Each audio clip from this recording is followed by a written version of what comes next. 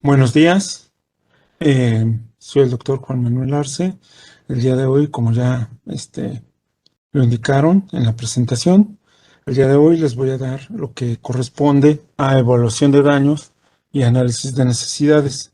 Este curso, pues realmente se da en un taller. Es un poco más extenso que esta hora y media que aproximadamente vamos a tener para este curso. Es un taller que da la Coordinación Nacional de Protección Civil, en el cual se fomenta precisamente que los participantes tengan y conozcan los pasos y elementos que constituyen la evaluación de daños y análisis de necesidades se dan, identifiquen la utilidad del proceso en la atención de emergencias y la administración de la gestión del riesgo. ¿Qué queremos decir con esto? Generalmente, después de una emergencia, de un desastre, hay que hacer un proceso de evaluación que nos permita saber qué es lo que sucedió. ¿Qué es el EDAN y qué no es? Bueno, el EDAN es precisamente este proceso estandarizado que tenemos para la atención de la emergencia en la fase precisamente de recuperación y durante la atención de la emergencia. El EDAN es fundamental para establecer estrategias de atención a la población afectada. También nos sirve para calcular el número de recursos que debemos de emplear para un rescate, para la atención de la población y sobre todo para la etapa de recuperación, saber qué es el material que tenemos que llevar, cuáles son los recursos que hacen falta en ese momento a la población. Entonces, el curso está enfocado precisamente a que los elementos conozcan esa metodología estandarizada que se le dan. Precisamente el EDAN está basado en este manual de campo, este curso y el curso que damos, el taller que les digo. El taller dura aproximadamente 2 días, en el cual ya está dirigido principalmente a las unidades estatales de protección civil, a las unidades municipales, con el propósito, a los primeros respondientes, con el objetivo de que después de un desastre puedan aplicar ya de manera cotidiana esta metodología de una forma estandarizada, que es lo que estamos viendo aquí, que es precisamente estas cuestiones que se ha llamado EDAN, que es la evaluación de daños y análisis de necesidades. Como les decía, USAID en Estados Unidos pues, se dedicó a establecer esta metodología y se ha implementado actualmente en lo que es América Latina, Estados Unidos, México, se está llevando a cabo. Y es lo que necesitamos conocer para establecer precisamente estos requisitos, estas necesidades de manera homologada y consensuada por diferentes instituciones.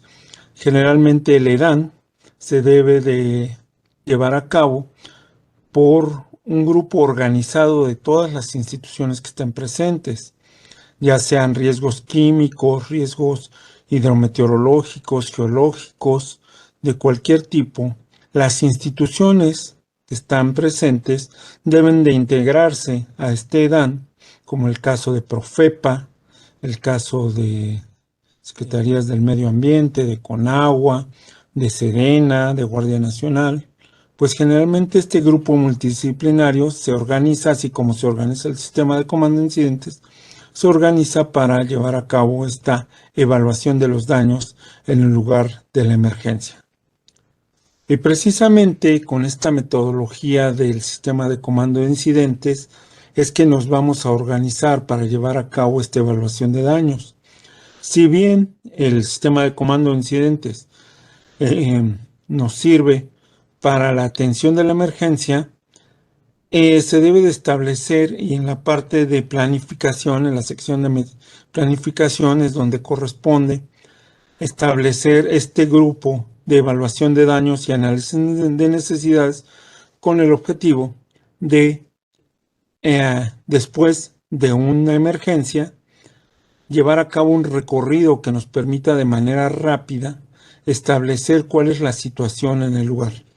También esta metodología se puede usar antes de un desastre para establecer los posibles daños que puede haber.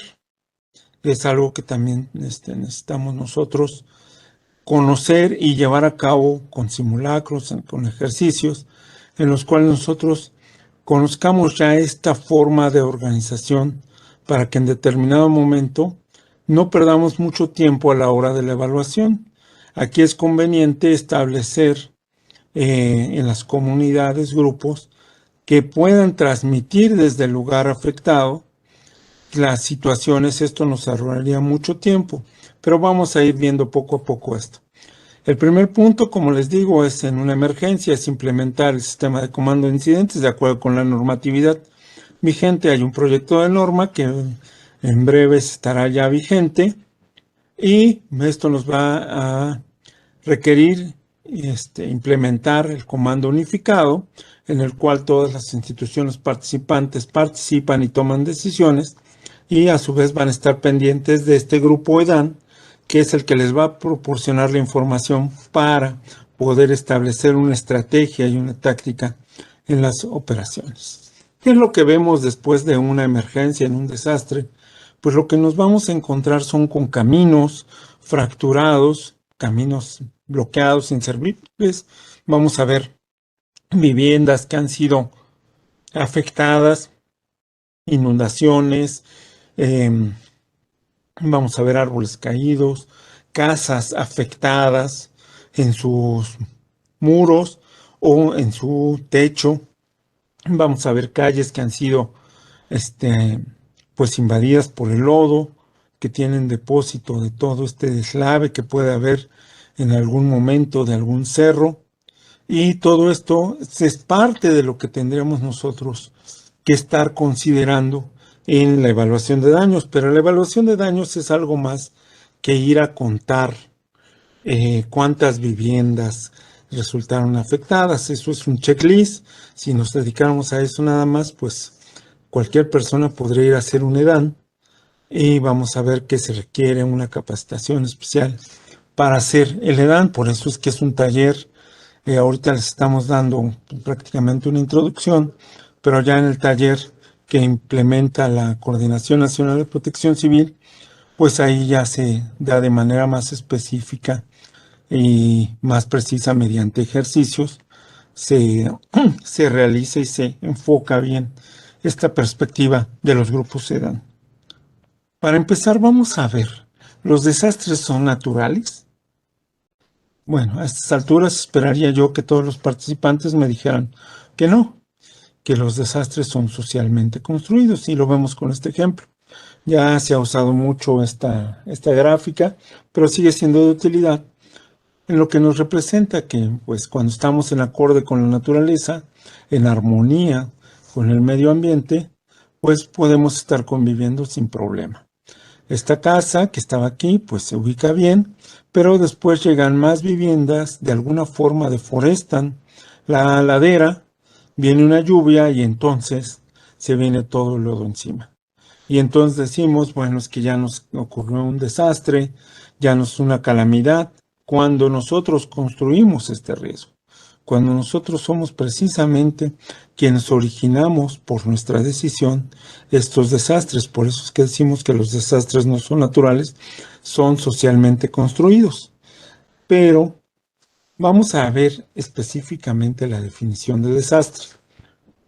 Nos dice la Ley General de Protección Civil que es el resultado de la ocurrencia de uno o más agentes perturbadores severos o extremos, concatenados o no de origen natural, de la actividad humana o de aquellos provenientes del espacio, que cuando acontecen en tiempo y forma en una determinada zona, causan daños y que por su magnitud exceden la capacidad de respuesta de la comunidad afectada. Creo que esto es importante, este último párrafo. Cuando se excede la capacidad de respuesta de la comunidad.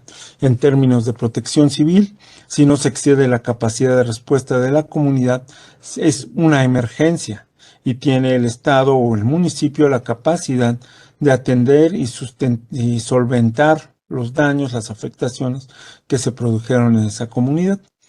De esta forma, vemos nosotros también que hay agentes perturbadores. Y aquí sí hay agentes de origen natural y agentes de origen antrópico. Entonces, vamos a tener dos tipos de fenómenos perturbadores, que son los de origen natural y los de origen antrópico. En el caso de los fenómenos perturbadores de origen natural, pues tenemos los fenómenos geológicos, donde podemos encontrar lo que corresponde a los de origen geológico, y son todos los volcanes, las cuestiones provenientes del movimiento de la corteza terrestre, deslaves, inestabilidad de laderas, flujos, caída de rocas, caída de, caídos o derrumbes, los hundimientos, la subsidencia y los agrietamientos son algunos de los casos. Aquí es importante saber y conocer e ilustrarnos muy bien de cada uno de estos fenómenos, ya que en la evaluación de daños tenemos que describir qué fenómeno fue el que se presentó. Y en muchas ocasiones el EDAN es la base para una declaratoria de emergencias. Y en esta declaratoria de emergencias pues tenemos que especificar cuál es el agente que perturbador, y en muchas ocasiones no lo conocemos adecuadamente. Entonces tenemos que establecer bien a qué fenómeno se debió. Para conocer estos fenómenos perturbadores, tanto hidrogeológicos, hidrometeorológicos, el CENAPRED ha establecido una serie de folletos de catálogos que nos ilustran bien cada uno de ellos, a qué se debe, cuáles son sus características y cuáles son los daños que pueden ocasionar. Entonces les recomiendo que vean esta bibliografía en la biblioteca virtual del CENAPRED. De esta forma podemos ver ahí los fenómenos hidrometeorológicos, que son los ciclones, las tormentas severas, extremas, las inundaciones fluviales y pluviales, las inundaciones costeras, las tormentas de nieve, de granizo, las tormentas eléctricas. Todos estos fenómenos los vamos a poder identificar como presentes en la atmósfera y son a consecuencia de los cambios de presión y temperatura en dicha atmósfera. Entonces, estos son los hidrometeorológicos. También tenemos los fenómenos astronómicos, que son los que provienen del espacio, de estas cuestiones, ya sea por cuestiones naturales del espacio, que chocan meteoritos con la Tierra, y pues en el transcurso de la trayectoria que atraviesan las diferentes capas, desde la troposfera hasta la atmósfera, pues sufren fricciones y van haciendo que se desprendan y llegan ya prácticamente partículas o cuerpos pequeños a la corteza terrestre, y bueno, ahí es donde ya los percibimos. Estos eventos, también los más importantes, son los que corresponden a las tormentas solares, las cuales provocan cambios en el campo magnético de la Tierra, y en determinadas condiciones pueden alterar lo que son las comunicaciones vía satélite, vía radio, se pueden ver afectadas. Entonces ahí habría problemas, por ejemplo, caída de bolsas o caída de sistemas de comunicación como el WhatsApp, que llega a ser ya una herramienta fundamental en este momento, o algunas cuestiones más avanzadas, ¿no? Tecnológicamente, control de algunos parámetros bancarios de la bolsa, o algo como una operación que se haga a control remoto, se pierden las comunicaciones, pues se verían afectados. Y otra cosa importante que se ve en los fenómenos astronómicos son las radiaciones UV que produce el Sol y que llegan a la atmósfera, este, y llegan directamente a la piel. La capa de ozono cada vez más delgada, pues permite cada vez más el paso de los rayos UV. Cuando estos se indican en los diferentes sistemas de comunicación que están en 4 o 5, estamos, digamos, en una concentración normal, tolerable, pero cuando tenemos 11, como son los casos de este verano, entonces estaríamos viendo pues radiaciones que pueden provocar, si son prolongadas, un cáncer de piel, y otra vez por decisiones, pues son que suceden. Ahora, otro fenómeno perturbador de origen antrópico son los fenómenos químico-tecnológicos, los socioorganizativos y los sanitario-ecológicos.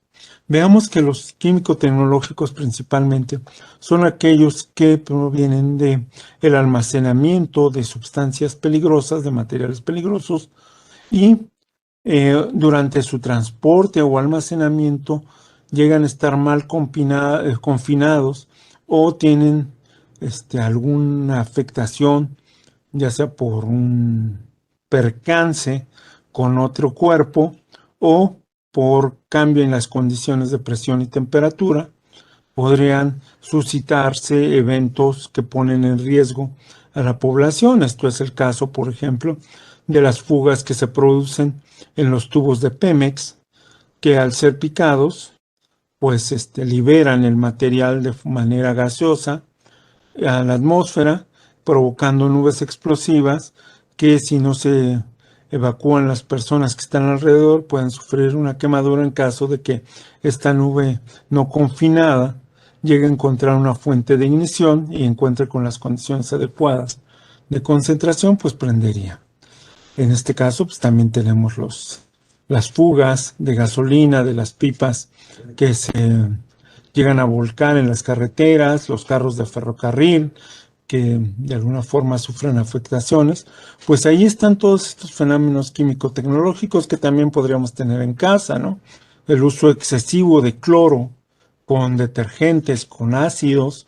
El ácido muriático se vende en México como si fuera cualquier cosa en las ferreterías, en las lapalerías, el uso de sustancias tóxicas o solventes como el thinner, que tienen características de inflamabilidad, pues se venden también muy a la ligera.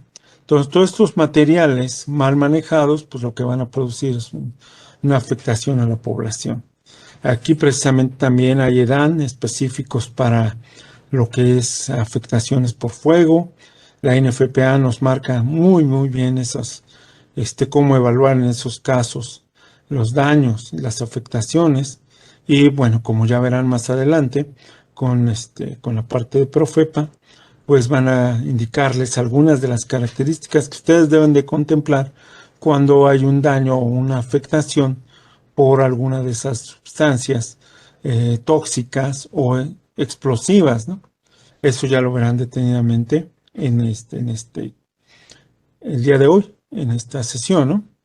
No, en esta sesión no, sino con el ingeniero Ortiz en la parte de Profepa.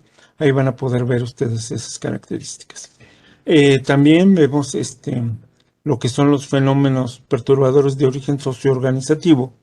Y estos son todo lo que corresponde a la afluencia masiva de personas. Puede ser en un evento cultural, puede ser en un partido de fútbol. Es todo evento que reúna una cantidad muy grande de población en un punto y se concentre, ¿no? Se dice que cuando estamos en concentraciones cerca de las 12 personas ya no hay condiciones para estar de manera segura en un sitio. Esto lo hemos hecho poniendo en diferentes, lo hacemos también en el taller, ponemos en un cuadro de 1 por 1, concentramos a las personas y vemos cuántas personas caben en un metro cuadrado. Dependiendo el lugar de la república que nos encontremos, vamos a ver que va desde 8 a 10, 12 personas, donde ya no es posible meter una más en un metro cuadrado.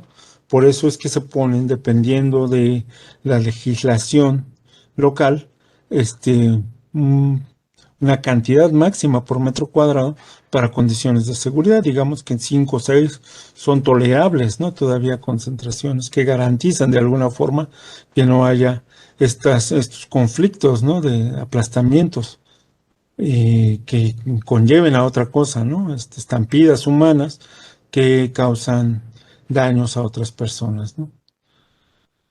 Y un fenómeno perturbador que también es importante y que conocemos en estos últimos años son los fenómenos sanitario-ecológicos.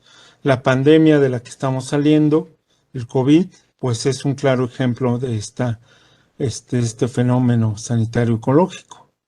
Y bueno, aquí también puede haber una edad, ¿no? Después de cada uno de los eventos que hay, se puede ir evaluando en diferentes etapas del tiempo, cuáles han sido las afectaciones. Recordemos, ¿no? En este caso, las primeras evaluaciones que se hacían era a través de los mecanismos oficiales que nos daban una idea de cuántas personas afectadas surgían. Entonces aquí podemos ver esto. También está la cuestión del medio ambiente, las condiciones climáticas que tenemos a veces donde se generan gran cantidad de contaminantes, nos dan condiciones de que la calidad del ambiente pues no es la suficiente. Son también algunas de las cuestiones. También la presencia de materiales que se han derramado y que están en una zona específica pueden propiciar contaminación del agua o del aire, y habrá que hacer procesos de biorremediación para recuperar estos cuerpos, ¿no? Ahora todo es posible.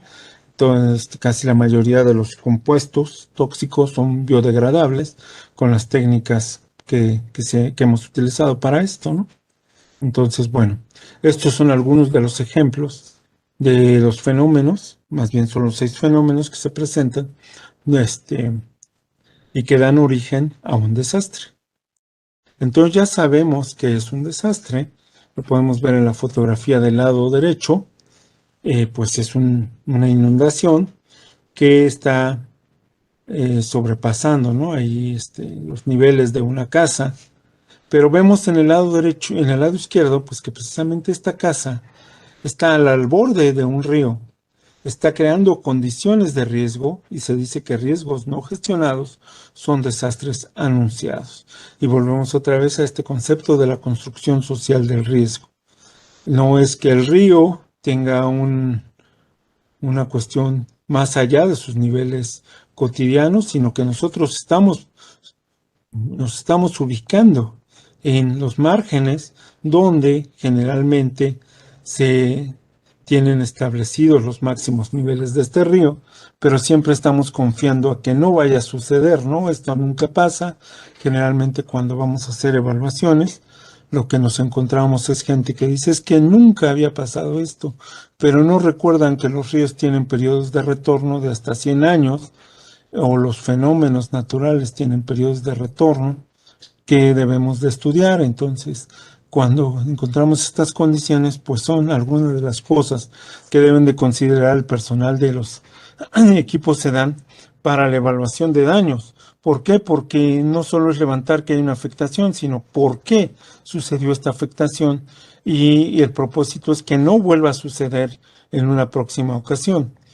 A eso me refiero con que no debe ser nada más un levantamiento de un checklist de cuántas casas, sino por qué sucedió, a qué debemos este efecto, porque al mismo tiempo que estamos levantando, estamos haciendo el levantamiento de los daños, estamos analizando las cuestiones que originaron estos daños. Vamos a ver también qué es lo que podemos ver el riesgo. El riesgo, ¿cómo lo podemos gestionar? Pues el riesgo se gestiona estudiando cómo se compone. Y vemos que de alguna forma el riesgo es los daños o las pérdidas probables sobre un agente afectable. El agente afectable podemos ser nosotros, nuestros bienes tangibles o intangibles, y da como resultado la interacción, el resultado de la interacción de la vulnerabilidad y la presencia de un agente perturbador. De esta forma, matemáticamente decimos que hay un peligro. El peligro es intrínseco al agente perturbador Puede ser, en el caso de un huracán, la velocidad del aire, la cantidad de agua que va a dejar un peligro o amenaza, como ahora se va a manejar en la nueva ley. También es la cantidad de energía que puede liberar una sustancia, la cantidad de calor que deja una posible explosión, es también el peligro. El peligro también es la cantidad de agua que llega a un río o el nivel que alcanza. Bueno, este peligro pues es intrínseco al fenómeno y está ligado a la esfera de exposición, la cantidad de personas que están expuestas a ese peligro. En el caso de un huracán en la playa, por ejemplo, es el tamaño de la población. Por ejemplo, no es lo mismo que entre un huracán en Cancún, donde hay varios millones de personas, a que entre en Tulum, donde hay cientos de personas. Entonces la exposición ahí es menor, el riesgo es menor, calculando en términos de vidas, de número de personas. La afectación ahí es menos probable si baja de manera con la población, ¿no? También tiene que ver la vulnerabilidad. Los fenómenos naturales no tienen nada en contra de nosotros. Nosotros somos los que vamos y nos ponemos y construimos enfrente de donde pasan los fenómenos naturales. Nosotros tenemos que ver y observar cuáles son las características de esos lugares y establecer las condiciones para no estar en vulnerabilidad. La vulnerabilidad depende del fenómeno perturbador y del entorno. Si nosotros construimos algunas cuestiones que nos den poca o mucha vulnerabilidad, va a depender entonces el riesgo. Vamos a ver esto con más detenimiento, pero bueno, aquí podemos ver también esta matriz de riesgos, donde nosotros podemos de alguna forma conceptualizar el riesgo por la probabilidad de ocurrencia contra la afectación o el impacto. Cuando ocurre de manera frecuente y el impacto es muy alto, tenemos un riesgo muy alto. Cuando hay una baja probabilidad de que suceda y un bajo impacto, pues estamos en condiciones de riesgo mínimas. Vamos a ver detenidamente qué es esto de la vulnerabilidad. Es la susceptibilidad o propensión de un agente afectable a sufrir daños, pérdidas ante la presencia del agente perturbador determinado por los factores físicos, sociales, económicos y ambientales del entorno. Aquí hago hincapié en esta parte y ustedes estarán preguntando si este curso es de Dan, ¿por qué nos está dando gestión integral del riesgo? Porque precisamente es como debemos conceptualizar. Lo único que podemos atacar nosotros y que podemos cambiar es la vulnerabilidad. Vean ustedes en esta gráfica, con el lobo estamos representando lo que sería la fuerza de un huracán, el viento, y como nos decían desde niños en el cuento, ¿cuál es la casa que soporta más? ¿La de paja, la de madera o la de ladrillos? Pues la de paja es la que soporta menos, la de ladrillos es la que soporta más.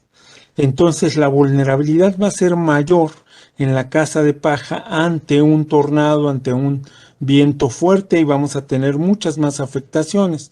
Entonces, si no estamos preparados o tenemos esta vulnerabilidad en un lugar donde pasan huracanes, pues vamos a tener un riesgo mayor. Si nosotros cambiamos el fenómeno perturbador y ahora es una inundación pluvial o fluvial, vean ustedes cómo cambian las condiciones. Ahora resulta que la casa de paja puede ser la que tenga menos vulnerabilidad ante ese fenómeno porque se preparó con unos palapitos ahí y a lo mejor sobreviven las personas sin inundarse. Y puede ser que las otras están a nivel de un río o a nivel de donde va a haber la inundación y pueden resultar afectados. En el caso de un sismo, por ejemplo, el fenómeno perturbador, si el agente afectable somos nosotros, ¿en dónde estamos el mayor riesgo? Pues estaríamos el mayor riesgo en una casa que tenga una losa más pesada y que no tenga las medidas estructurales para soportar esa losa y que se mueva y que nos caiga en la cabeza y que nos caiga encima. Podemos resultar más afectados que si estamos en una casa de paja donde cae el techo y pues lo que podemos tener como afectación pues a lo mejor es una contusión, un leve chichón en la cabeza, por la cantidad de paja o tronco que nos llegó a caer, ¿no? Pero vean ustedes cómo cambia la vulnerabilidad dependiendo del fenómeno perturbador. Entonces vemos que la vulnerabilidad está asociada a cuestiones socioeconómicas, culturales, de información. Y si es lo que nosotros estamos viendo que es lo que afecta y produce una cantidad de riesgo, cuando vamos a hacer un EDAN, lo que debemos de estar preparados es a determinar cuál es la vulnerabilidad en ese momento de la población, cuál fue y cuál va a seguir siendo para nosotros determinar qué es lo que necesitan. O sea, no podemos partir de ir a hacer un checklist si no conocemos nosotros realmente qué es lo que vamos a observar. Y lo que queremos observar en un EDAN es cuál es la vulnerabilidad de la población. Y entonces estamos viendo que dependiendo del entorno puede ser a lo que es vulnerable.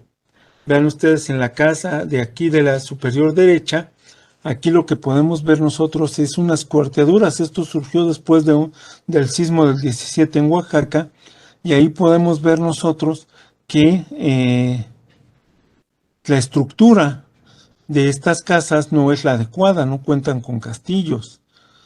Podemos ver pobreza marginal, podemos ver situaciones precarias en cuanto a la vivienda, eh, contraponiéndose, ¿no?, con otras situaciones de riqueza. Y entonces retomando lo que es importante en este caso para el EDAN, que es la vulnerabilidad, tenemos que recordar que si bien es esta susceptibilidad o propensión de un agente afectable a sufrir daños o pérdidas ante la presencia de un agente perturbador, la vulnerabilidad no se reduce a un listado de materiales. Aquí tenemos que ver los aspectos físicos, sociales, económicos, educativos, políticos, culturales, hasta emocionales, que es lo que constituye la llamada vulnerabilidad global, porque esto nos va a permitir saber cuáles son las acciones de socorro que deberán de satisfacer las necesidades íntimas originadas por la emergencia y a su vez proveer un desarrollo sustentable. Por eso es importante hacer hincapié en esta vulnerabilidad. Y en esta parte de la vulnerabilidad se consideran tres factores, que es el físico, el social y el motivacional. No voy a ahondar mucho en esto, esta parte en el curso nosotros atacamos más para que en esta parte ustedes vean exactamente en diferentes escenarios qué es lo que en ese momento está haciendo vulnerable a la comunidad o a determinado tipo de personas. Entonces ahí se analizan los factores físicos, materiales, los organizativos. Solo voy a detenerme tanto en los motivacionales. Por ejemplo, nos decía alguna vez una persona que da este curso, nos indicaba, bueno, a veces hasta un partido de fútbol puede repercutir en el ámbito motivacional de una comunidad para salir adelante. ¿Recuerdan ustedes la escena de la bandera en Juchitán, cuando salió una persona y la levantó?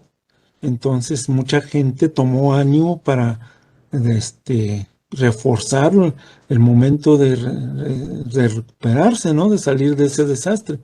Pues así es importante considerar en el EDAN la vulnerabilidad como el factor principal a estudiar, y entonces debemos de ir preparados para poder nosotros determinar cuál fue el fenómeno perturbador que nos atacó y cómo está atacando y puede atacar a la población, que lo hace vulnerable, y cuál también podemos ver el contraste que es de esa comunidad que hace una capacidad de respuesta que pueda hacer salir a esa población, porque no solo es ir a pedir recursos, sino es ir a ver cómo vamos a organizar a la misma población para que con las cosas que tiene ahí pueda salir adelante. No nada más es pedir, sino es organizar lo que se tiene para poder salir de este desastre. Bueno, retomando y haciendo un pequeño resumen, entonces vemos que el riesgo está conformado por el peligro, que es la probabilidad de ocurrencia de un fenómeno, la intensidad de el sitio donde se presenta, las veces que se presenta, o sea, la probabilidad de que ocurra, La susceptibilidad o propensión también en la vulnerabilidad es la propensión de una gente a sufrir afectaciones. Yo ponía un ejemplo una vez, si yo meto la mano en agua caliente, pues me voy a quemar. Pero si me pongo un guante de tela, de asbesto y encima uno de plástico, a lo mejor yo puedo meter la mano al agua caliente y ya no voy a sufrir daño. Entonces, soy más o menos susceptibles dependiendo de lo que me preparo y de cuáles son los factores físicos, sociales, económicos y culturales que están a mi alrededor, y también la cantidad de personas y cómo me expongo yo al riesgo. Si yo voy y construyo en un lugar donde hay factores de riesgo, pues tengo que considerar en la construcción y en el desarrollo de ese proceso todas esas cuestiones que me hacen vulnerable. También el número de personas que están siendo afectadas implican la exposición y hacen que sea un mayor o menor riesgo. En este sentido, si entra un huracán por un lugar donde no está poblado y no hay afectaciones, desde el punto de vista humano no hay una afectación.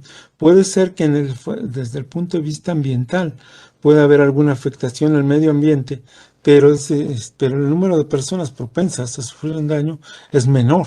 Habría que ver los daños secundarios al ambiente, pero en general, pues es como consideramos los riesgos. Si se dan cuenta, en esta gráfica muestra de alguna forma un esquema de cómo se presentaba o cómo durante el tiempo se presenta el avance de una emergencia y lo que es el riesgo. Anteriormente se manejaba el desastre como el punto medular de la emergencia. Estábamos preparados para ir a atender emergencias. Había muchos, y lo que se pensaba mucho era tener un buen cuerpo de bomberos, un buen cuerpo de rescatistas para atender la emergencia, porque en lo que poníamos énfasis era en el desastre. Con lo que hemos venido platicando podemos observar que en el caso del riesgo está constituido por la vulnerabilidad y el peligro. Si nosotros disminuimos la vulnerabilidad, aumentamos la capacidad de respuesta, el riesgo va a disminuir. Si disminuye el riesgo, la probabilidad de un desastre va a ser menor. Y es entonces donde tenemos que atacar. Ya no es tanto estar atendiendo esto, sino es atacar aquí, desde la parte preventiva, la vulnerabilidad y disminuir el riesgo, para que en caso de que suceda que se presente un fenómeno perturbador, la probabilidad de que haya decesos, afectaciones, sea mucho menor. En ese sentido, después del desastre, pues vamos a tener el proceso de recuperación. En este sentido, el EDAN es donde podemos y donde generalmente se aplica, sin ser excluyente de que se pueda aplicar acá. La metodología que se contempla es precisamente para evaluar qué es lo que nos dejó la presencia de ese fenómeno perturbador. El día que se presente un huracán y sencillamente tengamos nada más caída de árboles, alguna caída de algunos postes de luz, alguna de estas cuestiones, y no haya ningún deceso, ninguna otra afectación, es que ya estaremos siendo resilientes a ese fenómeno perturbador. Nos hemos preparado para poder atender ante la presencia de eso las acciones que hacemos. No nos vamos a caer precisamente, aunque se presente este fenómeno, vamos a tener la capacidad de respuesta para que no sea un desastre. Y todo esto que les estoy platicando es lo que precisamente da pie a la gestión integral de riesgo en el país. En otras partes del mundo es la reducción de riesgos de desastre con un mayor o menor número de fases o de etapas. Aquí en México son estas 8 etapas las que manejamos, y principalmente pues en esas etapas lo que nosotros vamos a, a hacer es un proceso para la planificación y la evaluación que nos permita hacer la toma de decisiones basado en el conocimiento del riesgo y su construcción social, para integrar los esfuerzos gubernamentales y de la sociedad en su conjunto. Es decir, es un trabajo de todos y por eso el Sistema Nacional de Protección Civil, en el cual participamos todos y todos somos miembros y tenemos algunas responsabilidades y obligaciones ahí en este sistema, pero todo es con el fin de establecer las estrategias y acciones para la reducción y el control del desastre.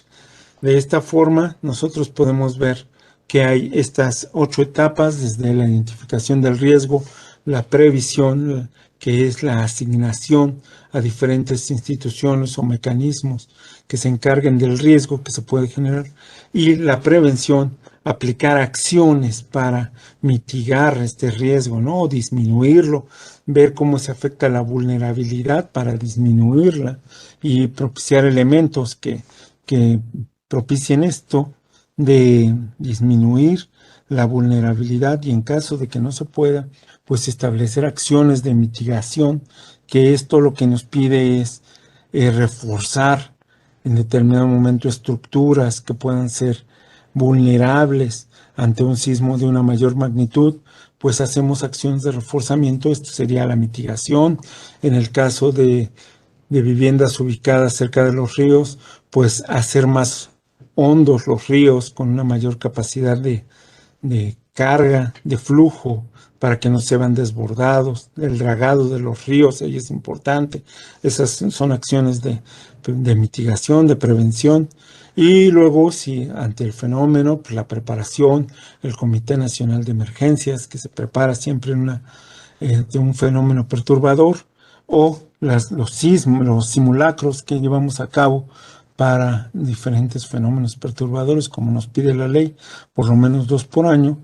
Estos son eventos de preparación. Todo esto es lo que sería la parte inicial de la gestión integral del riesgo, y posteriormente la parte de respuesta, que es donde atendemos la emergencia, y la recuperación. Ahí es donde se encuentra precisamente la mayor actividad del EDAN, de la evaluación de daños, en esta parte del auxilio y de la recuperación y reconstrucción. Ahí es donde vamos a intervenir como grupos EDAN.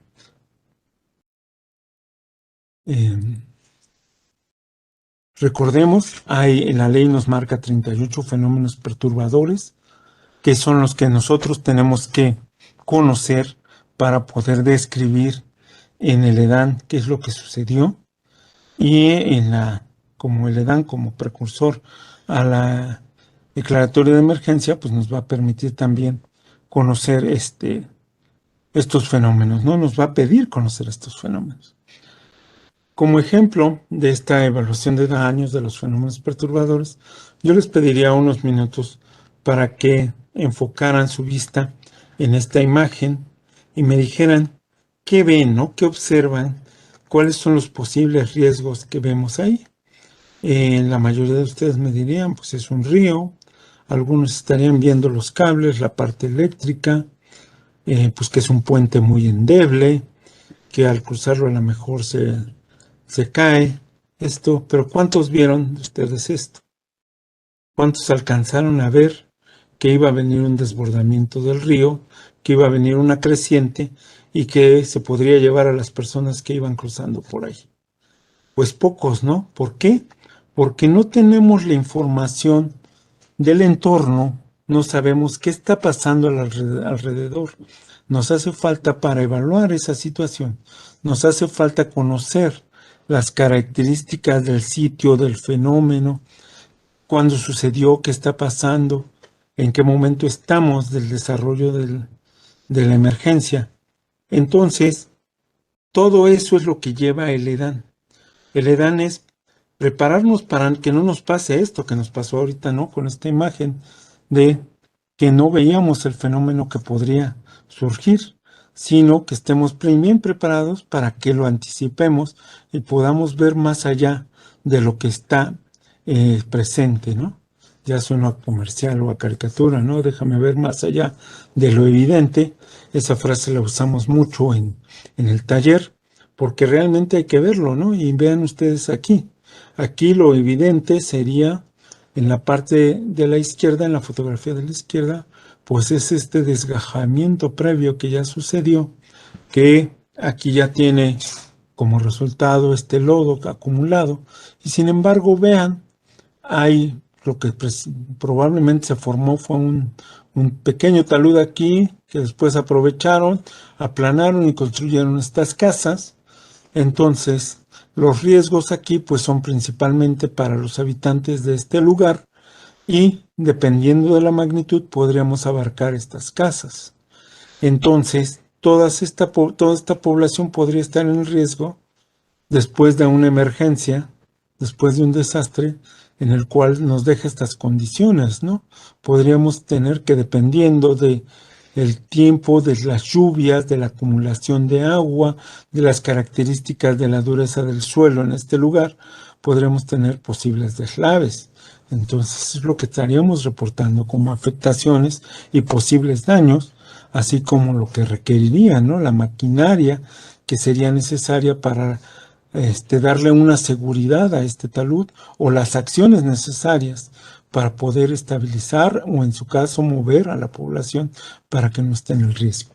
Del lado derecho pues vemos un río que está con un nivel más alto que la población que se encuentra. Esto no es ilógico. El año pasado pudimos percatarnos de una situación similar en San Juan del Río, en la cual el nivel precisamente del afluente subió a tal nivel que sobrepasó el borde de una colonia y empezó a inundarse.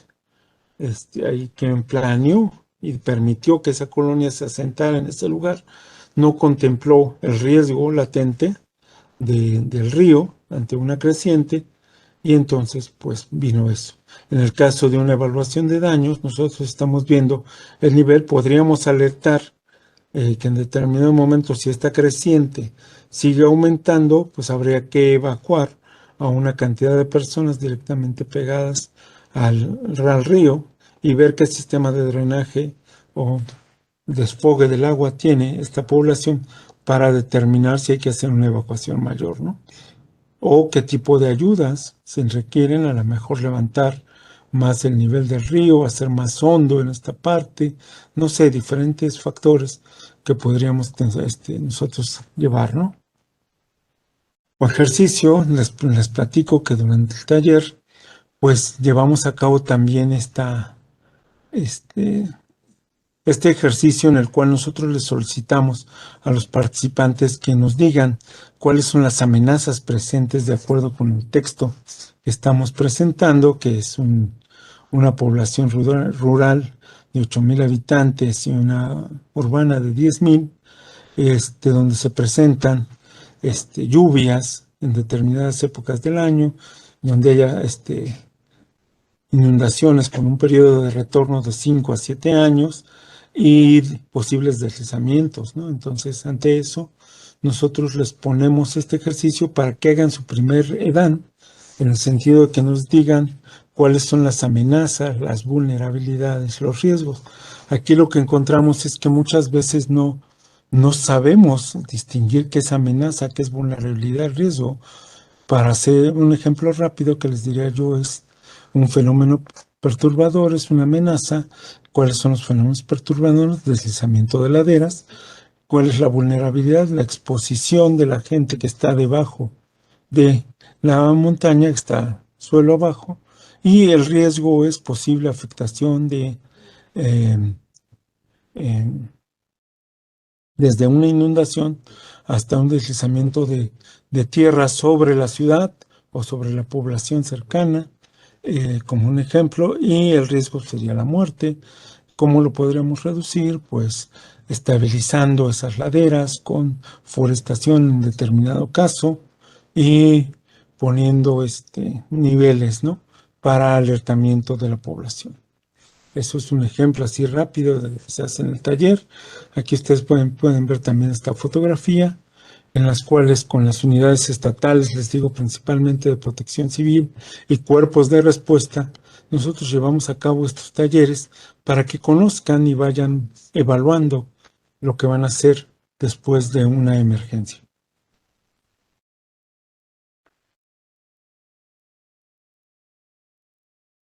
Ven ustedes también, aquí ya empezamos con lo que es el equipo EDAN, precisamente, como un, eh, como un trabajo conjunto de una acción mancomunada en la que cada miembro del equipo tiene una función específica y le permite desarrollar las capacidades que tienen. Cada miembro del equipo tiene una función, pero todos ellos tienen una misión específica, que es la de evaluar y analizar los daños y necesidades para responder con eficiencia y en forma inmediata al evento. Esto suena trivial ahorita. Vamos a ver ahorita adelante ¿a qué me refiero? Con que la misión específica es evaluar daños y análisis de necesidades. Vean, por ejemplo, durante la conformación del equipo EDAN, los, los líderes que empiezan a conformar estos equipos, lo que se enfrentan es a una disyuntiva. ¿Trabajo con personal local o con personal foráneo? ¿Qué es mejor? ¿Cómo obtengo mejores resultados? ¿Una o dos personas? ¿Un equipo? ¿Cómo va a estar constituido? Ok. Lo conveniente aquí sería que se debe de hacer un equipo mixto, perdón, un equipo mixto en el cual se involucre personal local, porque ellos conocen el lugar, el sitio y nos pueden dar una orientación. Y personal foráneo, ¿por qué? Porque el personal foráneo va a llegar con una vista más fresca a la que tiene el personal local a ciertos fenómenos o ciertas acciones que ya se implementaron o se volvieron costumbre en esa comunidad. El caso es que a veces llegamos a comunidades y nos dicen, es que aquí nunca, no sucede nada, así llevamos 50 años y eso ya es normal, o sea, aquí eso ya es cotidiano, no pasa nada. Cuando es un riesgo latente, ¿no? Por ejemplo, una estabilidad de una ladera o una mala ubicación de viviendas sobre un río. Recuerden ustedes el río Santa Catarina, ¿no? En Nuevo León. Todo el mundo decía que ya no pasaba nada ahí. Un día llegó un huracán y pues todo lo que estaba sobre eso, sobre esa avenida, fue arrastrado. Entonces, el equipo EDAN debe estar constituido por personal local y personal foráneo. Eh, la cantidad de evaluadores, si es individual, se hace de alguna forma más rápido, eh, en cierta forma, si la comunidad es pequeña. Si la comunidad es muy grande, pues sí nos conviene tener un grupo de especialistas, dos o más personas. Ahora, ¿cuál es la cuestión? Que si tenemos un grupo de más personas, tenemos que tener una capacidad de coordinación con estas personas. No es fácil organizar grupos de 10, 20 personas que vayan a hacer una evaluación con el mismo sentido. Por eso, el personal EDAN, el grupo EDAN, debe prepararse para hacerlo de manera sincronizada y con objetivos ya establecidos y con metodologías ya conocidas que se establecen durante estos talleres, ¿no? Que les platico. Vean ustedes, por ejemplo, también aquí estamos viendo lo que es el coordinador. El coordinador, ante esta disyuntiva de cómo agrupo y qué necesito llevar, lo que plantea es que debe conformar un equipo con personal especializado. ¿Por qué? Porque uno no puede ser todólogo y uno puede tener nociones, pero hay personal especializado, por ejemplo, para evaluar estructuras. Aquí les recomiendo que para que tengan nociones, ustedes tomen el curso de México X de evaluación básica de estructuras, en la cual ustedes van a poder conocer lo que es un esfuerzo cortante, que están fallando las traves, las columnas, pero no va a equivaler a un DRO o alguna cuestión. Algún ingeniero, algún arquitecto que vaya en el grupo para que pueda conocer y establecer si hay daño o no hay daño en una estructura. Asimismo, un geólogo, un médico que pueda establecer las condiciones en caso de una pandemia o de enfermedad grave, de una intoxicación, personal de trabajo social, psicólogos, todos estos van a ir con diferente visión cada uno con su especialidad, y va a permitir hacer un EDAN, una evaluación de daños, desde diferentes perspectivas.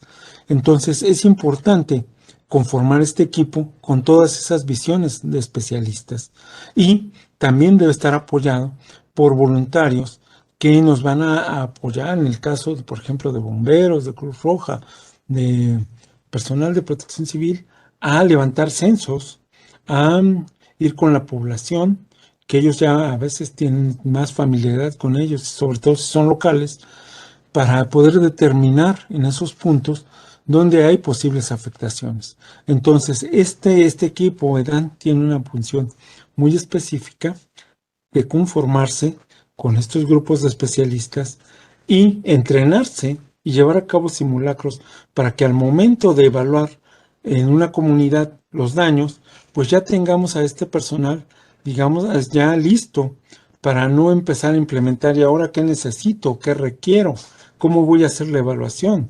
Pues déjenme decirles que primero para hacer la evaluación requieren un transporte, comunicación que no se corte. Aquí estoy hablando de teléfonos satelitales, teléfonos celulares, en el mejor de los casos, si no tienen satelitales, por comunidad. Pueden ustedes tener una persona especializada que ya conozca lo que debe evaluar un EDAN en una comunidad y establecer una red de comunicación y no tener que desplazarse hasta allá, sino que ustedes ya saben que esta persona está calificada y tiene una vista objetiva, para poder evaluar y decirnos con claridad si hay daños o no. Porque eso lo vamos a ver ahorita. Hay muchas veces que los criterios son subjetivos, ¿no? Yo como comunidad, como evaluador, pues me voy a ver mal si no le llega apoyo a mi comunidad, ¿no? Y todos los de mi comunidad me van a decir, ¿por qué no pediste apoyo para nosotros? Pero aquí es donde hay que preparar a la gente desde un punto crítico de qué es lo que debo de decir que sí hay y que no hay. O sea, yo no puedo ser subjetivo en el sentido de estar diciéndole, como es mi comunidad, voy a decir que estamos muy mal. Eso sucedía anteriormente, ¿no? Pero eso es lo que queremos evitar, que se hagan evaluaciones que no son ciertas. Entonces el personal debe estar bien preparado, debe ser crítico, debe de implementar estos métodos estandarizados de evaluación, debe de ser, ya poder elaborar un informe rutinario de estos daños que conozca rápidamente el coordinador del EDAN. Y pues tenemos que tener también aparte un apoyo logístico, un centro de mando, la identificación de las áreas donde se espera que los daños sean mayores previo al fenómeno. Por eso es que digo que también se puede hacer de manera preventiva, no solamente después, sino también previo. Podemos ya estar estableciendo estos puntos y debemos de tener ya una respuesta de esta evaluación en las primeras 8 horas del impacto. Debemos de ser capaces de en las primeras 8 horas nosotros ya decir con un grado de certeza crítico qué tan mal estamos de manera general. No estoy diciendo específica, sino de manera general, conocer cómo estamos. Esto es importante para el SCI, para el comandante del incidente, para el mando unificado, para poder establecer las estrategias que se tienen que hacer. Algunas de las obligaciones es trabajar directamente en el terreno y hacer los esfuerzos para ser lo más exacto posible. ¿Y cómo vamos a ser más exactos? Poniendo muchos ejercicios, poniendo situaciones caso en las cuales el personal pueda distinguir entre un daño aparentemente catastrófico que puede ser momentáneo, por ejemplo, una inundación de flujo rápido que puede pasar en 2 horas o en 6 horas, a una inundación permanente, de que se forme una presa o algo así. Entonces, el personal que va a hacer la evaluación debe considerar esto, que es importante que tener esta formación de los fenómenos perturbadores, de hasta dónde llegó la afectación del fenómeno, no lo que había previo. Es decir, si nos va a decir que la comunidad está en grado de vulnerabilidad, sí, pero ¿es debido al fenómeno o porque ya previamente estaban así? Entonces ahí hay que diferenciar. y porque a lo mejor la ayuda que se requiere es para el momento, para estas personas, para salir de una situación emergente. Ya posteriormente, pues hay que hacer otros sedanes con ya una visión desde otro punto de vista más crítico a las cuestiones socioorganizativas, socioeconómicas, en las cuales pues nosotros podamos decir, bueno, para sacar adelante esta comunidad hay que apoyarlo con estas otras cosas, pero eso ya es independiente del fenómeno. Sí, también debe ser metódica y rápidamente esta evaluación. Por eso les digo que debemos de contar con equipos ya preparados en el sitio para que lo podamos hacer en las primeras 8 horas, ¿no? Tener ya una evaluación preliminar. Entregar los informes a tiempo a las autoridades para que ellos recuerden que este informe se requiere para que ellos empiecen a tomar decisiones y ejecutar medidas de asistencia. Diseñar técnicas efectivas para la reducción de riesgos presentes y futuros. En este sentido, la evaluación se puede identificar ya por su alcance en dos grandes rubros, ¿no? Lo que son por su alcance, se pueden considerar generales o específicas. La evaluación general es una valoración global de las circunstancias y permite apreciar íntegramente las consecuencias del evento. Esto es un vuelo de pájaro rápido que vamos a hacer y vamos a decir en la fotografía que ven aquí. Es un recorrido que hicimos en Guerrero durante una inundación en la cual el fenómeno perturbador pasó a las orillas, no entró como huracán, pero sí la cantidad de agua que arrojó sobre la sierra originó escurrimientos y flujos, inundaciones fluviales, en estas comunidades. Entonces ahí rápido, imagínense que entran a esta comunidad, pues no tienen tiempo de contar cuántas casas fueron, ¿no? O sea, calculan ahí de si hay 5 casas en esa comunidad, 5 calles en esa comunidad y 3 están afectadas, pues es rápido determinar que el 60% de la comunidad está afectada por una inundación que puede disminuir en unas cuantas horas o en un día, posiblemente. Eso es una evaluación general. Es una apreciación que nos permite saber. ¿Y cuántas casas tenemos? Pues calculen ahí que de cada una de esas avenidas hay 100 o 200 casas, pues ya pueden hacer un cálculo rápido. Si ustedes ven que hay en algunas ya tienen niveles arriba del agua, no están inundadas, pues ya dicen el 20, el 50, el 30% tiene inundaciones. Esa es una evaluación general. Ya evaluaciones más específicas son las que hacemos cuando vamos a detallar cuestiones como las que vemos en la fotografía de abajo, en donde ya estamos viendo daños secundarios por el movimiento de tierra después de un sismo o después del paso de una lluvia fuerte en deslaves que están ocasionando. Esto fue en Acapulco. En una parte alta de Acapulco ya había algunos deslaves por las lluvias y ya es más específica, ¿no? Ya estamos hablando sobre cuestiones puntuales que tendríamos que ver. Ahora, por el tipo de evaluación, dependiendo del momento en que se realiza, existen las iniciales, las intermedias y las finales. Las iniciales son las que realizamos en las primeras 72 horas. Y las intermedias, después de esas 72 horas, son las que seguimos realizando y pues vamos dando seguimiento a los primeros fenómenos observados en el caso de personas afectadas por una pandemia, por ejemplo, por alguna cuestión de carácter sanitario, ecológico. Podríamos ver el número de personas heridas o afectadas. En el caso de, por ejemplo, de un huracán, si resultaron hospitalizadas con las personas, en la intermedia estaríamos dando seguimiento a lo que corresponde al número de personas afectadas y cómo va bajando el nivel del agua. Eso es la intermedia. La inicial, pues nos deja ver los efectos inmediatos, ¿no? En las primeras 72 horas y nos permite tener un conocimiento amplio del impacto. También la evaluación dentro de la evaluación inicial se divide en 2 subtipos. La preliminar, que permite el conocimiento de los efectos sobre la comunidad y el tipo de ayuda prioritaria en las primeras 8 horas. O sea, esto es rápido, la preliminar. Así, en las primeras 8 horas ya tenemos que tener nosotros o antes la capacidad de evaluación con diferentes sectores para poder determinar, como vamos a ver en estos formatos, la respuesta de líneas vitales, de principales afectaciones, de manera global.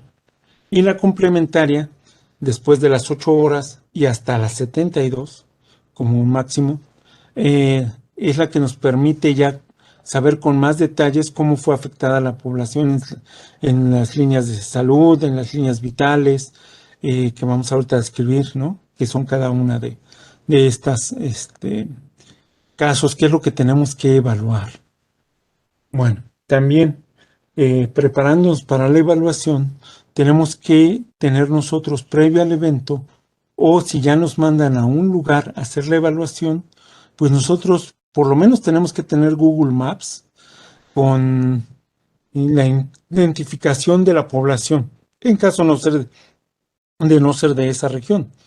Y aún siendo de la región, pues, ¿cuál es la inclinación? Por ejemplo, esto en Google Earth lo podemos hacer, también eso lo hacemos en el taller, mapas, para que ustedes vean la inclinación, el perfil de inclinación que se puede trazar, es muy fácil, muy sencillo, de lo que se puede hacer, mapas de ayuda ahora ya que se ponen sobre el mapa, estadísticas, ¿no? Incluso se pueden ir haciendo o se pueden montar ahí algunas cosas para ir indicando a los tomadores de decisiones dónde están las principales afectaciones, eh, información previa para saber, incluso hasta política, ¿no? De cuál es la forma cultural que tienen ahí de atender las emergencias, a quién le puedo hablar, a quién no le puedo hablar. Hay lugares donde no se le puede hablar a las mujeres, ¿no? O solo pueden responder a través de los hombres. No sé. A esas costumbres también hay que conocerlas para poder nosotros hacer un trabajo de evaluación muy bueno, ¿no? La lista de verificación y las tablas, los formatos que les acabo de presentar. Y las tablas, aquí me refiero a tablas de madera, o sea, de estas que lleva uno el papel y ahí lleva los formatos, porque pues, a veces tienen una inundación con una tablet, pues tecnológicamente es muy padre, ¿no? Pero pues prácticamente pues no, se moja y pues el celular protegido con una bolsa Ziploc, por lo menos, ¿no? Que nos permita, si se nos cae, pues no se echa a perder la información que estamos recabando. Ahí recorrimos a todas estas cuestiones, brújulas, lámparas, cámaras fotográficas, formas de grabación, GPS. Las fotos tienen que ser georreferenciadas y si esto se va a utilizar para una posterior declaratoria de emergencia, pues con mayor razón, ¿no? Tienen que estar georreferenciadas las fotos. Y aquí viene otra cosa, en la parte de los equipos se dan y la preparación para ir a hacer la evaluación. El equipo EDAN tiene que tener un plan de acción y contar con un entrenamiento y los recursos necesarios. Esto es camionetas y todo lo que acabamos de mencionar. Tiene que tener un plan de acción de por dónde voy a entrar, qué va a hacer quién y cómo voy a empezar a levantar la información. Pero también tiene que tener una capacidad de adaptación. No siempre están las cosas como se planearon. A veces el terreno no es tan fácil de recorrer o las condiciones climatológicas no son las adecuadas.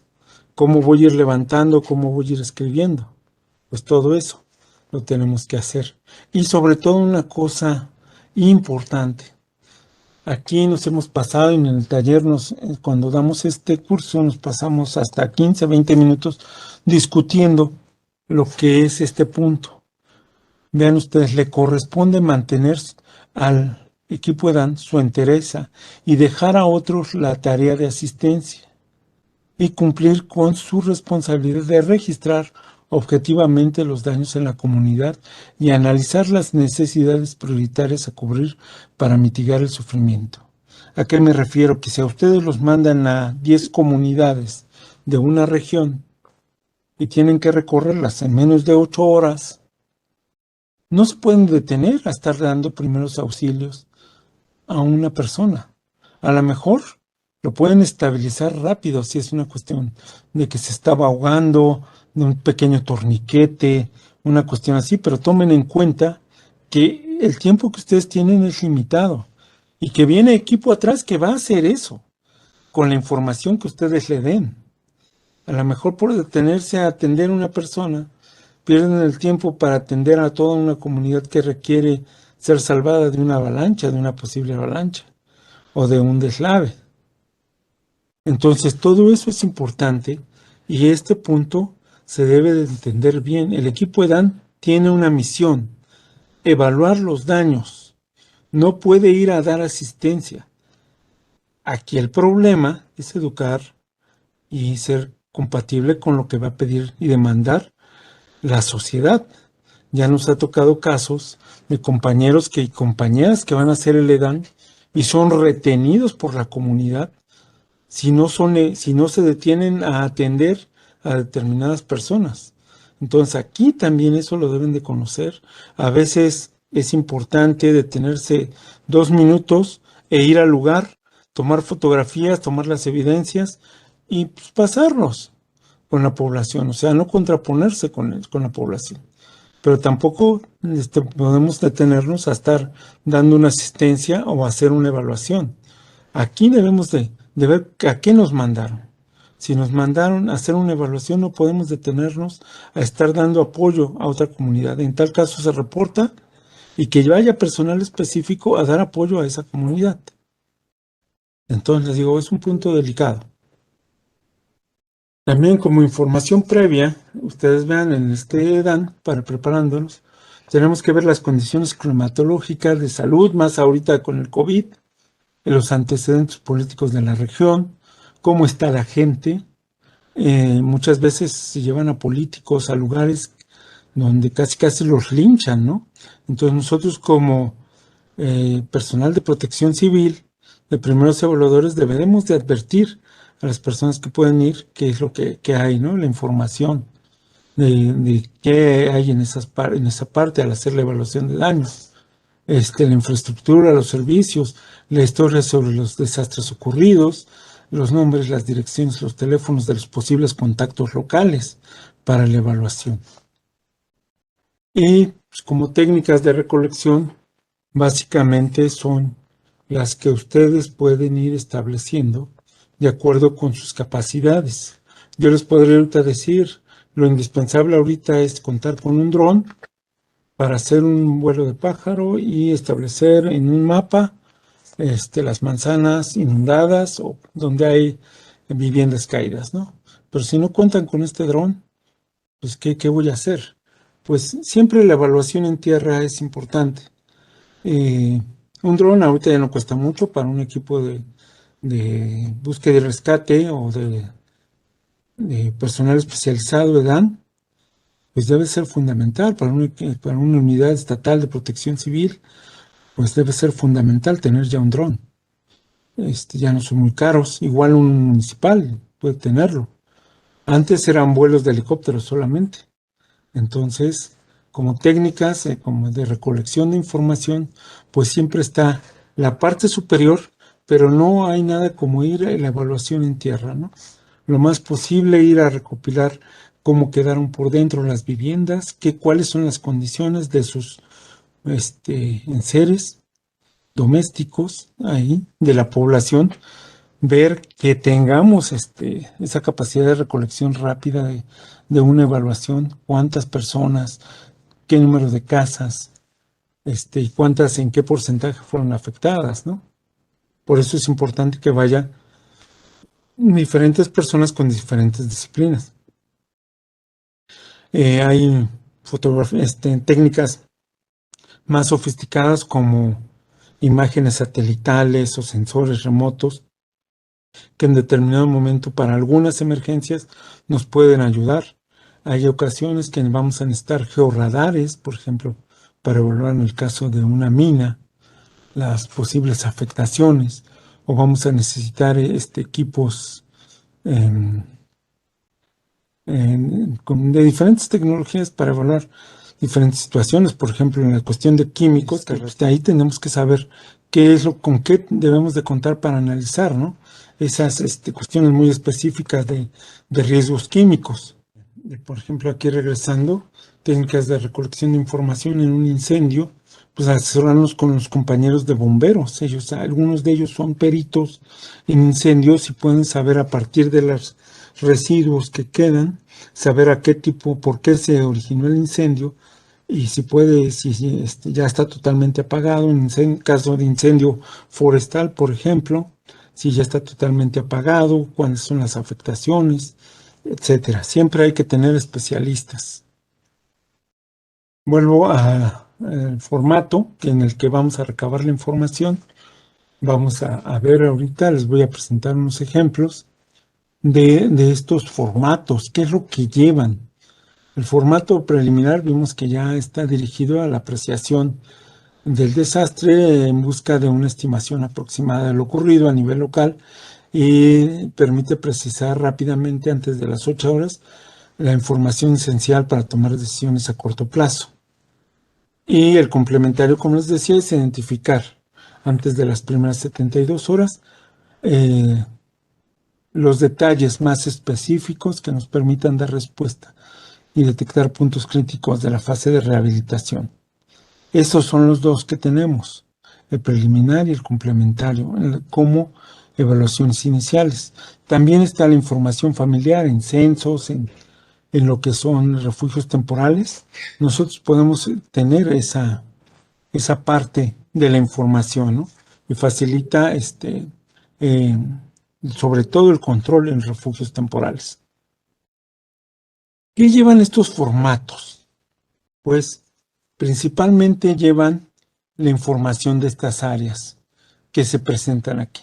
Salud, líneas vitales, infraestructura productiva, vivienda y edificaciones públicas.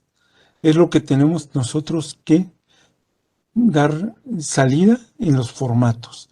Es lo que debemos de llevar ya a esa vista especializada. De la parte de salud, ¿qué tengo que ver? Pues tengo que ver en la primera, en la preliminar, el número de personas afectadas, personas heridas, personas fallecidas.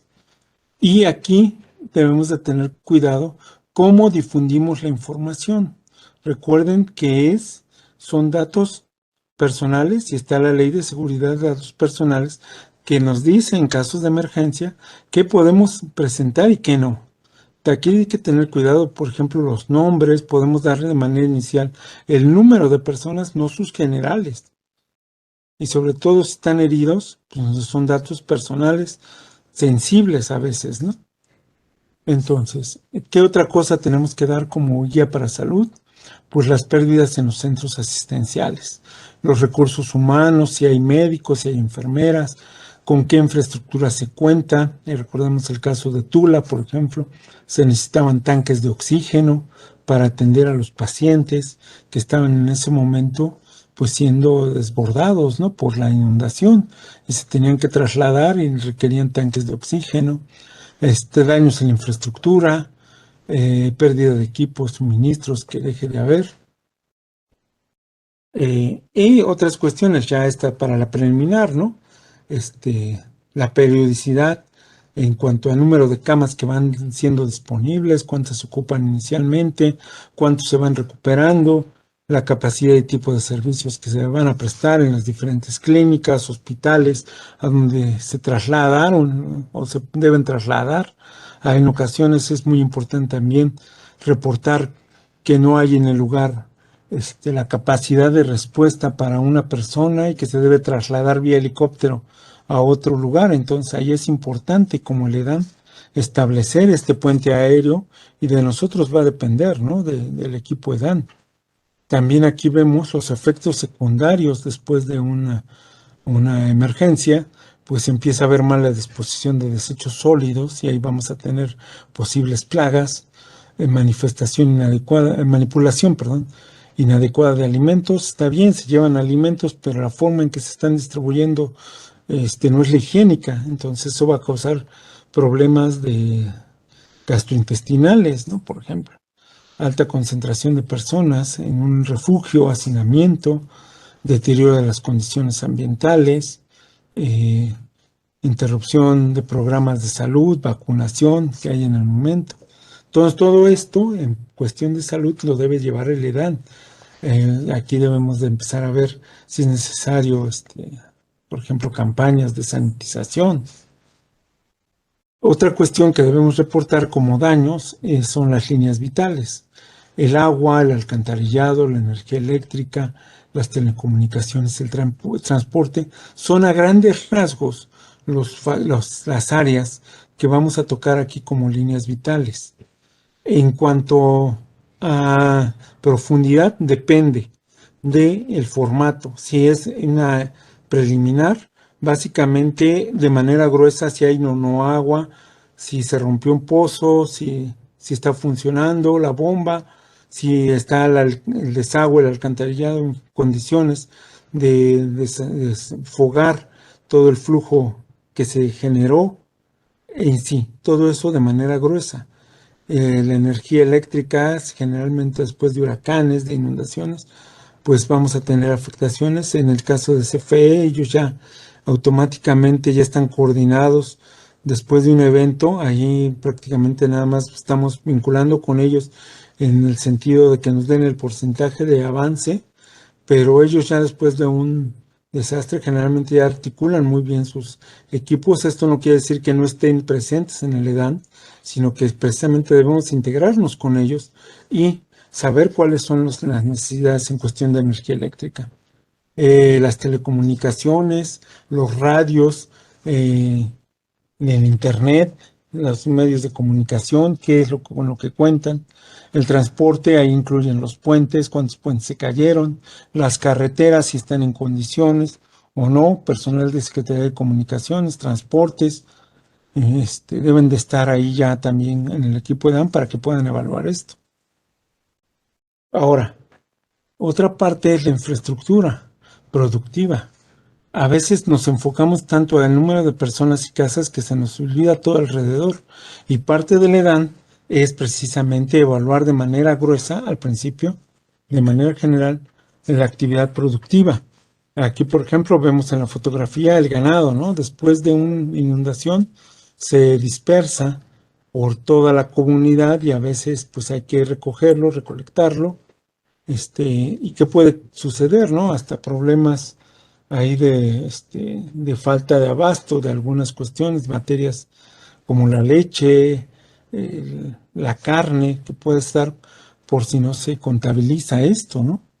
Estos sectores, a su vez, como materias primas, pues a lo mejor dan pie a los sectores industriales, manufactureros, de origen secundario, del sector secundario, que se ven afectados también por el sismo, por el fenómeno perturbador que se presente. Y también vemos ya en el sector terciario lo que representa el sector bancario, turístico, de comercio. Todo eso también debemos de contemplarlo en la evaluación. ¿Por qué? Porque si no le damos las condiciones para una buena recuperación, pueden ocasionar problemas de otro tipo, ¿no? Socioeconómicos, socioorganizativos, que después tenemos que solucionar también. Como parte también de este EDAN, pues tenemos que evaluar lo que corresponde a las viviendas y edificaciones públicas. Es importante aquí por eso contar con un arquitecto, con un ingeniero, o por lo menos que hayan tomado el curso que les decía de México X de evaluaciones básicas de estructuras, para que ustedes puedan determinar si las oficinas públicas, escuelas, universidades están en condiciones de seguir dando esta atención o en su caso establezcan el plan de continuidad de operaciones. Todos recuerden que dentro del programa interno está esta parte de plan de continuidad de operaciones que todas las instituciones deben tener. Entonces, aquí como equipo de DAN, aparte de evaluar la cuestión física de la estructura, evalúen qué tanto están siguiendo para la recuperación del sector público, las oficinas, qué tanto están operando. En cuanto a escuelas, en cuanto al sector privado, las estructuras, pues sí también tenemos que evaluarlo. Y aquí es importante expresarlo siempre en cantidad de porcentaje, en número de personas, viviendas afectadas, con los censos que se tienen, ver más o menos qué parte de la población o qué porcentaje fue afectado. Un número de viviendas, recuerden más o menos, en promedio en una vivienda hay 4 personas, más menos. Hay comunidades donde hay menos, dos, tres. Hay comunidades donde hay el doble, a lo mejor hasta 8 personas, ¿no? Entonces, todo eso ustedes deben de conocerlo para que puedan dar un estimado en cuanto a viviendas y personas afectadas. Y que este estimado sea muy, muy adecuado, ¿no? Esto a veces se comprueba en las complementarias con un censo de la población. Eh, Como parte de la guía del manual este que se les proporcionó, que se les mandó, también ustedes van a poder observar guías rápidas de verificación por diferentes fenómenos perturbadores. Aquí les presento una para huracanes, en las que les dice qué es lo que tienen que verificar ante una diferente fenómeno perturbador, ante una inundación. Por ejemplo, aquí está el desbordamiento de los ríos, las inundaciones súbitas, la inundación de las costas, la ruptura de presas y diques. Bueno, les da todo un apoyo, una guía, por si ustedes no tienen idea de qué es lo que necesito evaluar, pues ahí está. Vienen para todos los fenómenos perturbadores, ¿eh? Ahí las pueden consultar ustedes o para la mayoría de los fenómenos. Otra cuestión ya es el análisis de las necesidades. Si bien vimos ya cuál es el daño, ahora vamos a ver nosotros cuál es la necesidad urgente en la comunidad. Y aquí es donde yo les decía que debemos de considerar que no todo es pedir, porque una comunidad, porque va a decir a mí me falta todo, ¿no?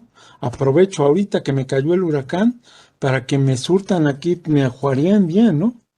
Pues no, se trata de que veamos las necesidades para que la población empiece a recuperarse por las consecuencias del fenómeno perturbador. Si podemos ayudarle y contribuir con otras necesidades, perfecto, pero en primera instancia de esta forma. ¿Qué originó el fenómeno perturbador? Y ante ese fenómeno, ¿qué necesidades hay ahorita?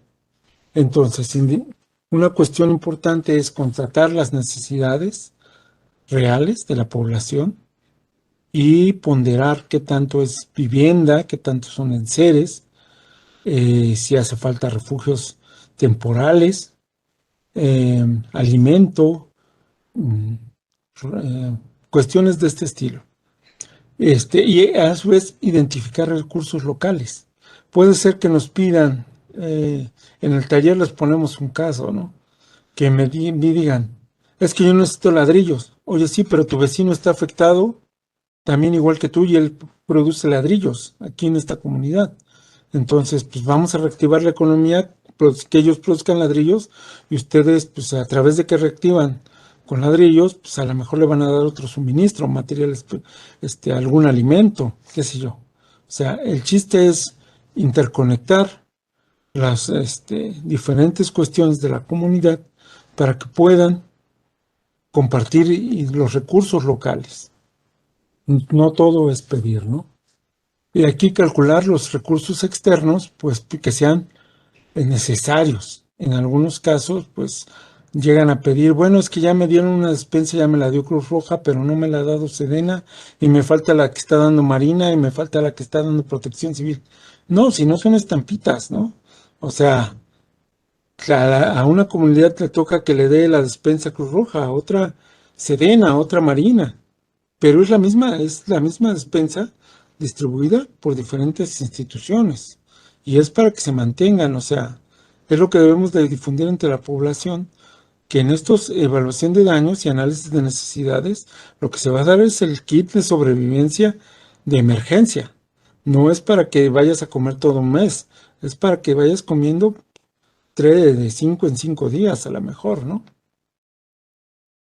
Aquí también otra cosa, que debemos de ver es este, los suministros que no están en la localidad, que hay que comprar, como medicamentos, equipos de salud, agua potable, alimentos, refugios, llevar allí cuestiones para los refugios, mantas, catres, persona que administre todos esos recursos, algunas necesidades personales muy específicas para alguien que tenga que ser trasladado, por ejemplo, por una cuestión de salud, recursos financieros que haya que alimentar a la zona.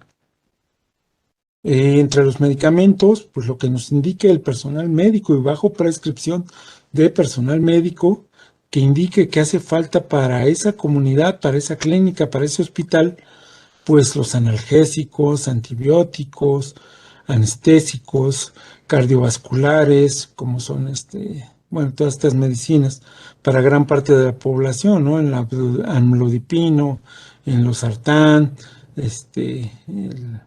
la metformina, eh, todos estos medicamentos para personas con diabetes y con hipertensión, pues son muy comunes, pero tenemos que llevar bajo la prescripción de los médicos. Y otra cosa importante es las vacunas. El sector salud determinará qué número de vacunas tiene que llevar y qué vacunas tiene que establecer, ¿no? No son todas. También aquí en el estado de necesidades están los suministros, personal capacitado para hospitales, para el transporte de pacientes, para manejar equipos, bancos de sangre, por decir algo. Necesidades también son el agua y el saneamiento ambiental. Entonces hay que ir con personal que maneje adecuadamente las cantidades de cloro para desinfectarnos. Muchas veces hay intoxicación por cloro por una cantidad exagerada y uso indiscriminado de Eh, También la distribución y la potabilización del agua. En una ocasión nos decía una persona, pues díganos a nosotros cómo funciona la planta, ¿no? Y nosotros le echamos a andar. Con que calculen mal la cantidad de cloro o de alguna cuestión ahí en el filtrado, pueden echar a perder la planta o pueden darle algún veneno a la población, ¿no? Entonces, todo esto debe ser por personal capacitado. Esa es alguna de las necesidades que tiene que ir.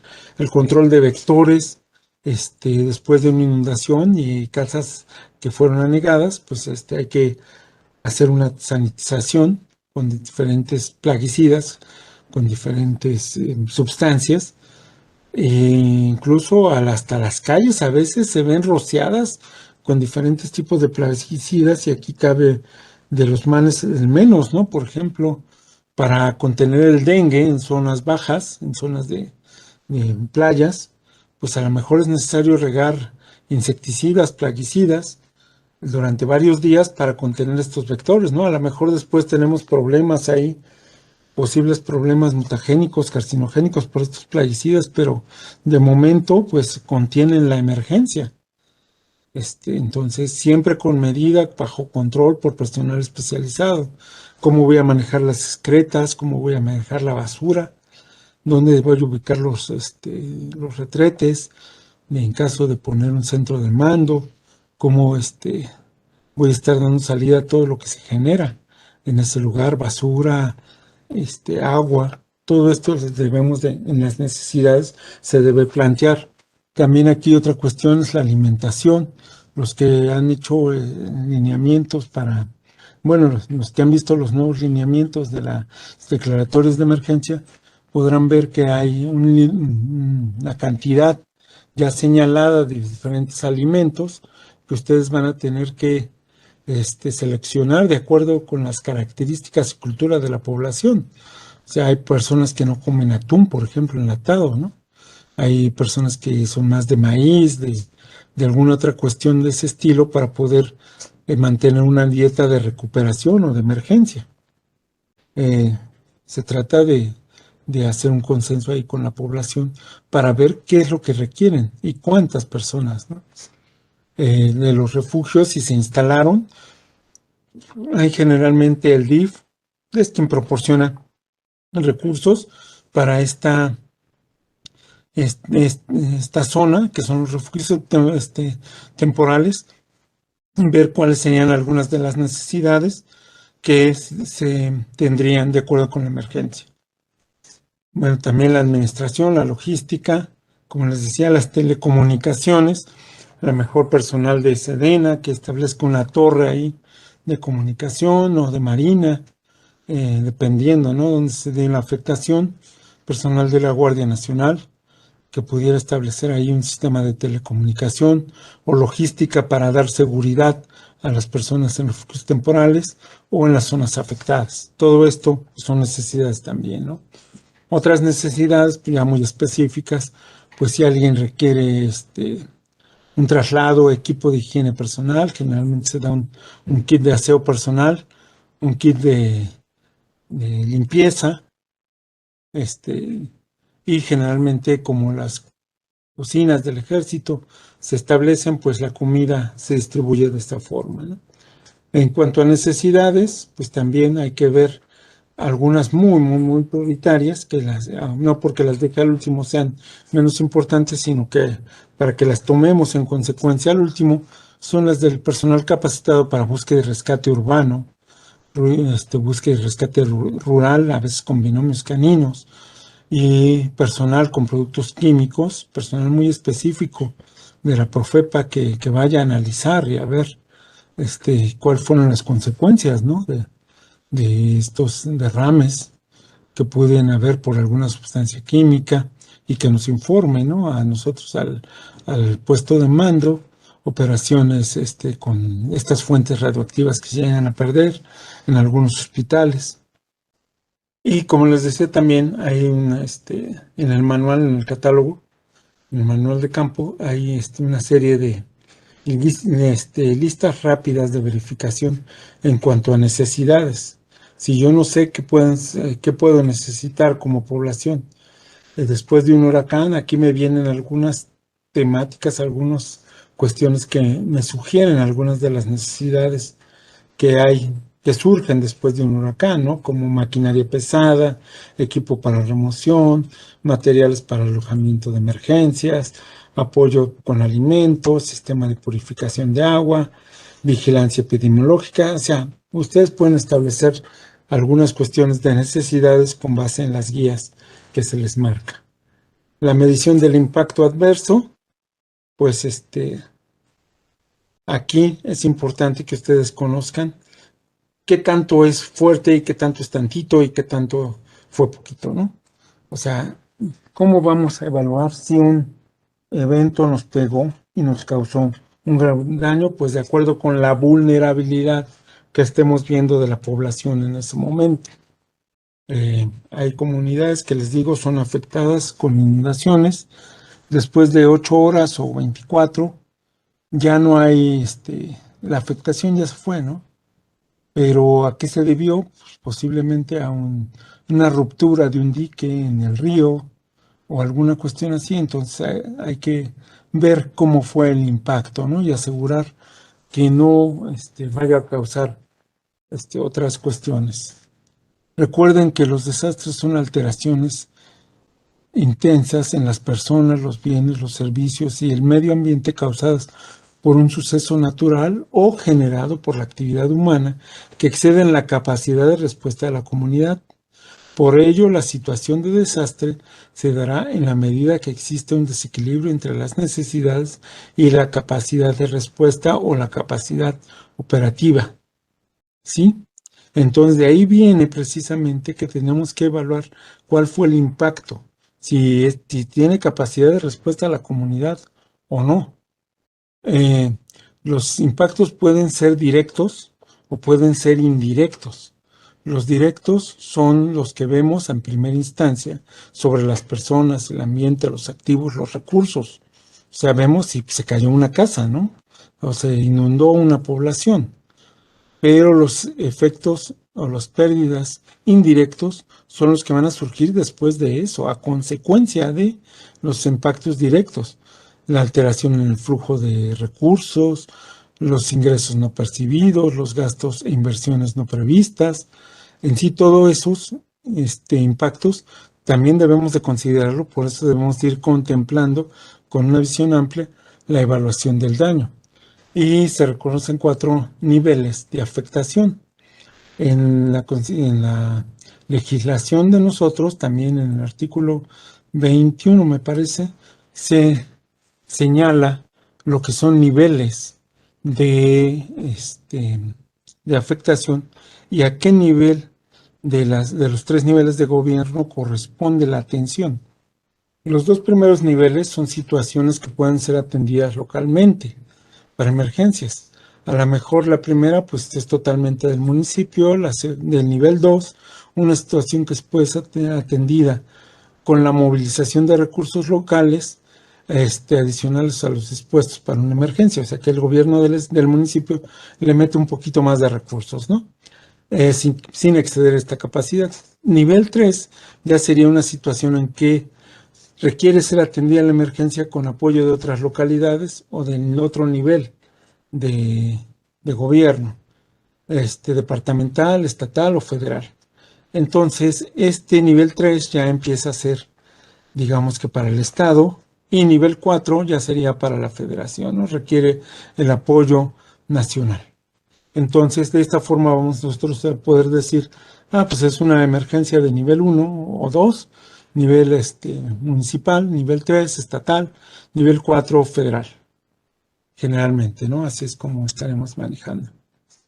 Estos son ejemplos de algunas escalas tomadas de Europa para infraestructuras. No me voy a detener mucho ahí. Sencillamente, pues las casas que ya están caídas, o sea, es un grado de afectación ya súper delicado, y una casa que no tiene ninguna afectación o pequeñas cuarteaduras, pues sería de nivel 2, nivel 3, ¿no? Ya con unos daños. Obviamente, y la que sigue ya inhabitables, ya requieren implementación de refugios. Y otro factor a considerar es el impacto ambiental.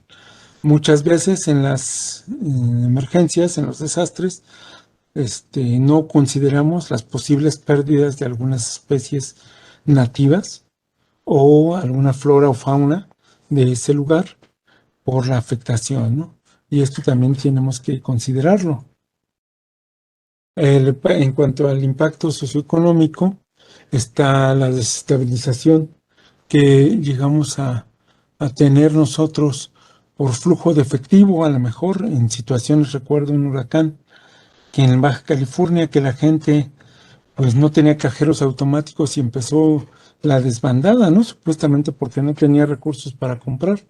Entonces esto se controló rápidamente mandando efectivos a los cajeros de los Oxxo y de los bancos para que la gente pudiera empezar a comprar, ¿no? Y con un círculo de seguridad alrededor de estas tiendas de conveniencia. Entonces, todas esas cuestiones, los impactos, se deben de considerar de esa forma, ¿no? Los políticos, pues también es la mayoría de los casos, quien va a dar una solución general y más a largo plazo, de quien tiene que asistir en estos lugares. En cuanto a prioridades, pues yo diría que la búsqueda de víctimas es el primer lugar, lo que tenemos que atender en una emergencia, el rescate ejecutado por grupos básicos y la evacuación ante una amenaza inminente de un suceso en curso, ¿no? Es alguna de las prioridades para la intervención inicial. El saneamiento. Recuerden que el equipo EDAN no le da la información así, de como un borrador o nada más una encuesta realizada, ¿no? Tiene que ir analizada la información de alguna forma para la toma de decisiones. Entonces, aquí estamos hablando de prioridades y de todo esto porque de alguna forma tiene que filtrar la información y dar un punto de vista sobre lo que ve a los tomadores de decisiones. Por eso tiene que ser objetivo, y por eso digo que si se lo da, si nada más hablamos de que yo evalúo a mi misma comunidad, ¿qué tan subjetivo voy a ser? Entonces, aquí todo esto, estas prioridades y estas cuestiones deben de estar manejadas con un criterio objetivo para ya una toma de decisiones objetiva, ¿no? Aquí está también entre las prioridades la atención a las personas, el suministro de agua. Estos son de los primeros que siempre se pide y ya se está llevando, la eliminación de aguas negras, la distribución de alimentos, ya sea por cocinas del ejército de marina o por distribución de despensas, los alojamientos, los refugios temporales, el control de vectores por el sector salud, la regulación también de salud con vacunas, con enfermedades, con atención médica, incluyendo la atención médica especializada, que son las psicológicas, atención psicológica y vigilancia de epidemias, ¿no? En cuanto a prioridades también, tipo logístico, vías de acceso, la reparación de puentes, de telecomunicaciones, de insumos básicos, de suministro de energía, gas, combustible, desinfectantes, cloros, herramientas, todas estas cuestiones. Algunas otras prioridades que hay que establecer, dependiendo de qué tipo de evaluación, en qué tipo de evaluación vayamos, es el restablecimiento de actividades laborales, actividades recreativas, de seguridad y educativas. Y finalmente, durante el EDAN, posiblemente después de las 72 horas, se nos pida estar haciendo una evaluación continua hasta llegar a lo que puede ser una intermedia o una final. Entonces se ha desarrollado algo que se llama cuadros de situación. Estos cuadros de situación son básicamente un resumen of finances que permite visualizar el aspecto local o específico de cómo va el avance en determinada zona. Este es el cuadro de situación, lleva los siguientes puntos. No los voy a desglosar, son prácticamente muchos de los que vienen en la preliminar o en la complementaria. Y hablando de eso, voy a dejar de compartir aquí ahorita y voy a compartir lo que es un ejemplo de estos formatos que les digo. Aquí está. Vamos a ver. Modo pantalla completa. Aquí está. Vean ustedes. Este es un formato que propone lo que es USAID. Este formato es de un ejemplo que manejamos en el taller sobre un ejercicio en específico, sobre un desastre hipotético en una comunidad hipotética. Y estos son los datos en general que cubrimos en la localidad, el año, o sea, de la fecha que se trata, el lugar, el desastre, cómo está, cómo llegamos, qué vías de comunicación hay en el lugar, cómo están, si están en buen estado, alguna distancia, algún punto de referencia, las condiciones climáticas que imperan en el lugar, qué tipo de fenómeno perturbador fue, la descripción del evento, la intensidad en caso de que fuera un sismo, el impacto del evento si fue a nivel 1, 2 y 3, de acuerdo con los criterios que vimos. Esto es para las primeras 8 horas. En la cuestión aquí, por ejemplo, vean el de 8 horas de heridos. Centro de salud, hospital destruido, ambulatorio sin datos, por ejemplo. ¿Y cuántas personas hay? 60 rescatados sobrevivientes y 1,700 desaparecidos, ¿no? En este caso hipotético. 2 muertos, una enfermera del personal médico, 2 muertos, una enfermera y 3 personas del hospital, ¿no? Líneas vitales, en qué estado se encuentran, si fue nada más con daño, afectado, destruido. Si funciona o no funciona, diferente. Y esto lo hacemos para agua potable, alcantarillado, energía eléctrica, telecomunicación, transporte. Luego ya hablamos de viviendas, de cómo se encuentran, y del sector agrícola, una breve descripción rápida, comentarios breves. Igual acá, una descripción del evento en 5 líneas. Eso es parte también del taller. En el taller se ponen a practicar para que comuniquen brevemente lo que está pasando y de manera sustancial. También aquí los recursos que se hayan disponibles en caso de contar con voluntarios en el lugar, los materiales que hay para poder atender la emergencia, si hay un helipuerto, si hay capacidad de recibir ayuda por vía aérea o vía terrestre, cuáles son las necesidades que nosotros detectamos principalmente. Por ejemplo, aquí dice, por favor, no enviar más de lo solicitado, personal básico de socorro, en el caso que es hipotético de esta hoja, el material que se requiere, bueno, aquí recursos, alimentos preparados, agua para distribuirse, digamos, botellitas, camillas, kit de cocina, X, lo que se vaya necesitando. Eso es el preliminar. Ustedes ven 2 hojas, 3, brevemente. El formato que se propone para la complementaria es prácticamente la carátula es la misma, pero en lo que corresponde allá a la salud, vean, se desglosa más. Aquí ya hay atención prehospitalaria, ya se desglosa por sexo masculino, femenino, cuántos pacientes han sido atendidos de manera ambulatoria, atención en centros de asistencia, en sí se va desglosando más adecuadamente la información. La estructura física del hospital, cómo está, eh, pérdida de recursos humanos de ese lugar, también necesidades de ese hospital, cuáles serían. Y vean, llevamos dos hojas para el sector salud. En cuanto a líneas vitales, ya aquí para agua potable, ya se dice sin daño, afectados, destruidos, funciona o no funciona, pero esto ya se desglosa mucho más. Ya no solo si hay agua potable, sino cómo están las presas, las bocatomas, las tuberías, si se trata de bombas, tanques, tuberías dañadas, de una forma más completa, más específica. Cantidad de agua en bocatomas, del alcantarillado cómo se encuentra, de la energía eléctrica también se detalla más, las telecomunicaciones, el transporte. Aquí ya ven en transporte vías terrestres, puentes, líneas férreas, puertos, aeropuertos, máquinas pesadas que se requieran, redes de gas, vías de viviendas y edificaciones públicas. Todo esto ya va más avanzado. La infraestructura productiva en el sector, por sector primario, ya agropecuario, pesca, porcina, transportes, conservación, alimentos, ya nos va dando un desglose mucho mayor. Y apenas, vean ustedes aquí, apenas estamos en las necesidades ya más específicas en cuanto a los grupos, tanto de salud como de alimentación y de refugios, ¿no? De logística. Este sería el otro formato que quería compartirles.